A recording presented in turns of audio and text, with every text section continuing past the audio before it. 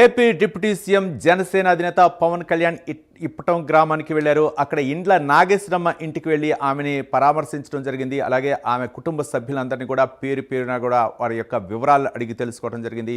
గత వైసీపీ హయాంలో రోడ్ల విస్తరణ పేరుతోటి జనసేన పార్టీకి సపోర్ట్ చేస్తున్నారనే నేపథ్యంలో అక్రమంగా ఇళ్లు కూల్చివేశారనే నేపథ్యంలో గతంలోనే పవన్ కళ్యాణ్ మీ ఇంటికి వస్తాను అని చెప్పేసి హామీ ఇవ్వటం జరిగింది. ఈ హామీ మేరకే పవన్ కళ్యాణ్ యాక్చువల్గా నిన్న వెళ్ళవలసి ఉంది, కానీ షెడ్యూల్ కారణంగా బిజీ షెడ్యూల్ కారణంగా ఈరోజు వెళ్ళడం జరిగింది. ఇక ఆమెతోటి ముచ్చటించడం జరిగింది. ఆప్యాయంగా పలకరించి వారి యొక్క కుటుంబ సభ్యుల యొక్క వివరాలు కూడా తెలుసుకోవడం జరిగింది పవన్ కళ్యాణ్. మరోపక్క అంటే వాళ్ళ యొక్క కుటుంబ సభ్యులు ఎవరెవరు ఏం చేస్తున్నారు, ఆర్థిక పరిస్థితి ఏంటని చెప్పేసి ఆమెతోటి ఆప్యాయంగా పలకరించడం జరిగింది పవన్ కళ్యాణ్. ఇక పవన్ కళ్యాణ్ చూసేందుకు అక్కడ చుట్టుపక్కల గ్రామాల ప్రజలతో పాటు ఇప్పటం గ్రామంలో ప్రజలు, మరోపక్క జనసేన పార్టీ కార్యకర్తలు, పవన్ కళ్యాణ్ అభిమానులు కూడా వేలాదిగా ఆ గ్రామానికి అయితే మాత్రం తరలి రావడం జరిగింది. ఈ నేపథ్యంలో పోలీసులు భారీ బందోబస్తు ఏర్పాటు చేశారు. ఇక రోడ్డు పొడవునా కూడా పవన్ అభిమానులు అవ్వచ్చు, అలాగే జనసేన పార్టీ కార్యకర్తలు అందరూ కూడా పవన్ కళ్యాణ్కి స్వాగతం పలికారు.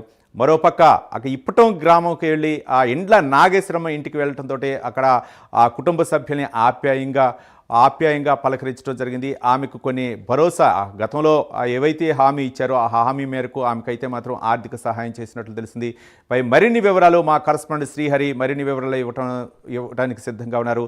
శ్రీహరి, చెప్పండి, ఇప్పటం గ్రామంలో పవన్ కళ్యాణ్ ఎంతసేపు అంటే ఆ ఇప్పటం గ్రామంలో పర్యటించారు? ముఖ్యంగా ఇండ్ల నాగేశ్వరమ్మ ఇంటికి వెళ్ళారు. గతంలో అంటే వైసీపీ ప్రభుత్వ హయాంలో రోడ్డు నిర్మాణం నేపథ్యంలో అక్కడ ఇల్లుని అక్రమంగా కూల్చివేశారనే నేపథ్యంలో గతంలో కూడా పవన్ కళ్యాణ్ హామీ ఇవ్వటం జరిగింది. ఆ హామీ మేరకు ఆమె ఇప్పటం గ్రామంలో పవన్ కళ్యాణ్ అయితే మాత్రం పర్యటించారు. ఎంతసేపు గడిపారు? కుటుంబ సభ్యులకు ఎలాంటి హామీలు ఇచ్చారు? శ్రీహరి.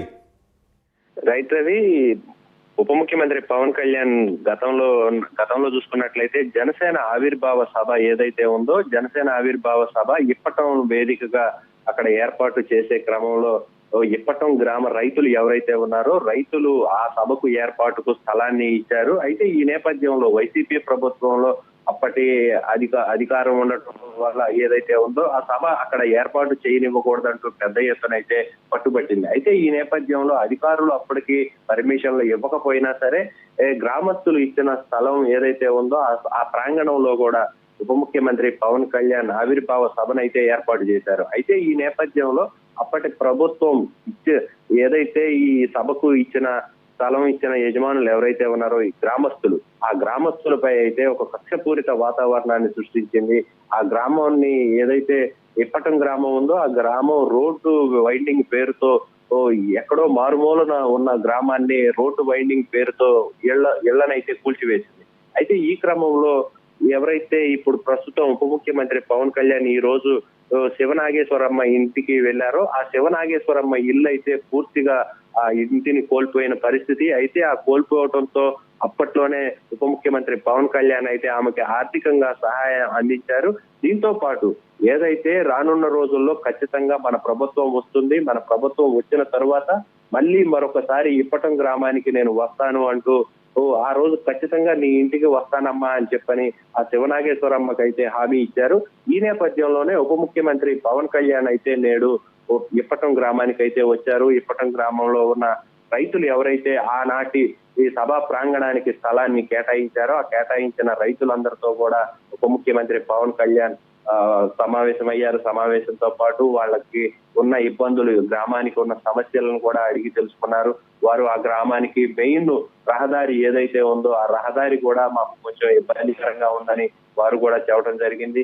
దానిని కూడా రోడ్డుకి, అదే విధంగా ఆ ఊరు రావాలంటే రైల్వే గేటు ఒకటి ఇబ్బందికరమైన పరిస్థితిలో ఉంది, ఫ్లైఓవర్ కావాలని కూడా వాళ్ళు అడిగారు.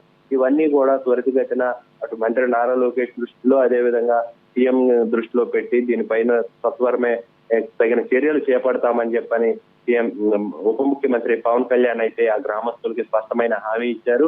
ఈ శివనాగేశ్వరమ్మ ఎవరైతే ఆనాడు ఇల్లు కోల్పోయిందో ఆమె స్థితిగతులు ఎలా ఉన్నాయనే దానిపైన అడిగి తెలుసుకున్నారు. దీంతో పాటు ఆమెకు ఏవైనా అవసరమైనా కూడా నేను అండగా ఉంటాను, నేను సహకరిస్తాను అని చెప్పనేసి ఉప ముఖ్యమంత్రి పవన్ కళ్యాణ్ అయితే ఆమెకి స్పష్టమైన హామీ ఇచ్చారు. నీకు ఎలాంటి ఇబ్బంది వచ్చినా నేనున్నానని, నీకు ఒక బిడ్డగా నేనున్నానని చెప్పని ఆమె రైట్. Thank you Srihari.